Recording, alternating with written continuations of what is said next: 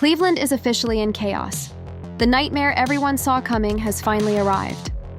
Kevin Stefanski has been fired after one of the most humiliating performances in modern Browns history, a 32-13 meltdown against the New England Patriots. Yes, that same Patriots team everyone had written off. Ownership didn't hesitate. Reports say the post-game meeting lasted less than 10 minutes. No long speeches, no polite thank yous, just a brutal business-like ending. Jimmy Haslam and Andrew Berry walked into the room, looked Stefanski in the eye, and ended it right there. Done, finished, fired. The walls of the Browns facility have seen a lot of drama over the years, but nothing quite like this. It wasn't just a loss. It was a full-scale implosion, live on national television. The locker room was in shambles. Veterans were disgusted, rookies were confused, and coaches looked like they'd already given up. The pressure had been building for weeks. Fans chanting for Shedeur Sanders, talk shows roasting Stefanski daily, and insiders whispering about locker room tension that had reached a breaking point. But the moment Dylan Gabriel took the field in Foxborough, the whole city felt that sinking feeling. The same script, the same mistakes, the same stubborn play calling that buried this team over and over again. Gabriel threw 2 picks so bad they looked like they belonged on a blooper reel. One straight into a linebacker's chest. The other floated into triple coverage like a gift.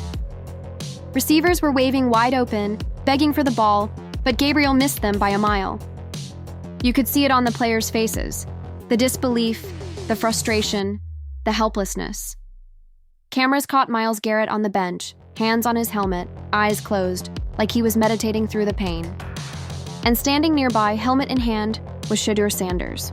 Calm, focused. Watching it all unfold like a man trapped behind glass, knowing he could fix it but not allowed to touch the controls. Fans online were losing it. Every single missed throw, every interception, every wasted drive, all of it fueled the fire. Cleveland didn't just want change, they demanded it. After the game, Stefanski faced the press, looking like he'd been through a war. His voice was flat, his eyes empty. "We've got to execute better, coach better, clean things up," he muttered, the same corporate phrases fans had heard all season. But then came the question that shattered whatever illusion of control he had left. "Coach," one reporter asked, "do you still believe Dylan Gabriel gives this team the best chance to win?" Stefanski froze. His eyes darted, his lips trembled, and the silence hung like a funeral bell. It was the moment everyone realized it was over. He gave a robotic answer about system fit and trusting the process, but his face said everything. He was finished and he knew it. Within hours, the internet detonated. Fire Stefanski wasn't just trending, it was dominating. Fans filled every corner of social media with outrage. He benched Shedeur for this? We just got embarrassed by a team with no quarterback. Fire him before sunrise. ESPN, Bleacher Report, and every sports account on the planet covered the meltdown. Even national voices joined in. Stephen A. Smith called Stefanski's decisions coaching malpractice. Shannon Sharpe said the Browns were wasting generational talent. Pat McAfee didn't hold back. If they don't fire this man tonight, they're insane. The pressure was crushing. And at sunrise, Cleveland woke up to breaking news banners flashing across every sports network. Kevin Stefanski had been fired. The announcement was cold and clean, relieved of his duties effective immediately. No thank yous, no spin, just gone. Sources say Haslam himself delivered the message in person. Stefanski was reportedly shocked by the timing, but the truth was simple. Everyone saw it coming. His stubborn loyalty to Gabriel, the refusal to unleash Shedeur, the growing revolt in the locker room. It all collided at once like a tidal wave. And when it hit, there was no surviving it. But what happened next turned chaos into rebirth. Inside the Browns facility, the reaction was instant. Players weren't quiet about it. They erupted. One veteran told reporters, "It's about time. We were done playing scared football." Another said, "Everyone in that building wants Shedeur, every single person." The atmosphere flipped from dread to electricity. Laughter returned. High fives. Hope. One young defensive player told local media, "We love Coach Steph as a person, but that Gabriel thing, nobody understood it. Watching Shedeur stuck on the sideline was torture. This isn't just a coaching change, this is a liberation." And right in the middle of it all was Shedeur Sanders. No celebration, no tweets, no interviews, just calm focus. Teammates said he walked through the tunnel with his headphones on, gave a nod to a few receivers, and quietly said one thing: "Let's get to work." That was it. No need for speeches, no hype, just quiet, unshakable confidence.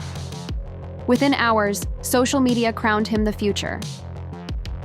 Shedeur time was trending across the entire NFL world. Analysts called him the obvious next step. Debate shows went wild. Should he start this week or next? Even Nike jumped in, reposting his latest ad with the caption, "The future belongs to those who are ready."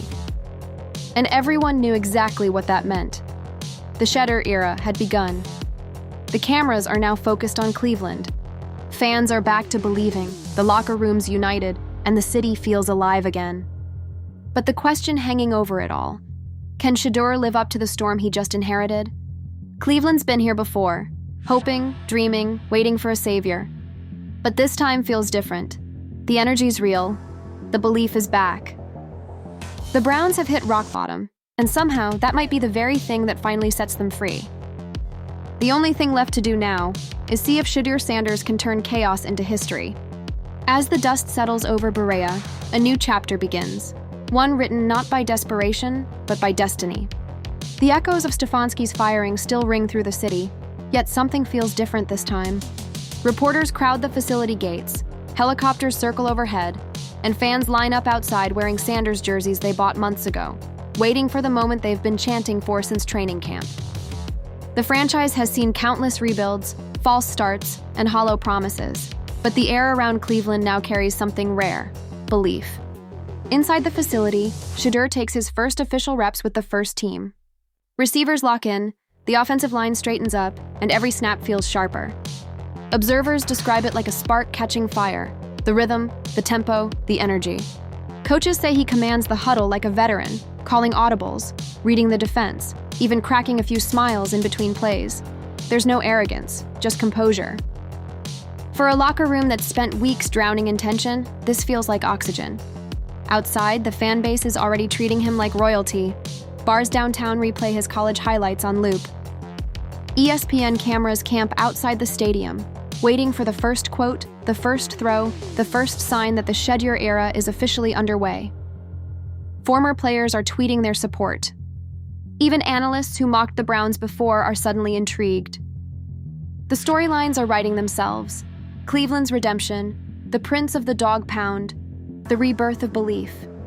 But beneath all the noise, Shedeur is staying silent. No posts, no sound bites, just work.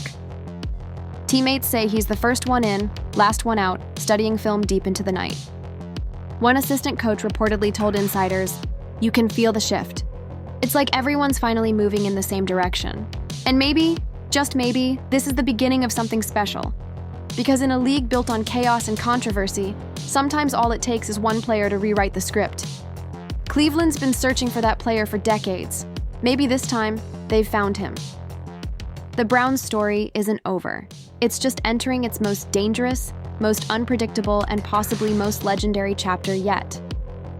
And if Shedeur Sanders delivers the way the world thinks he can, this could be the season the Cleveland Browns finally stop being a punchline and start becoming a problem.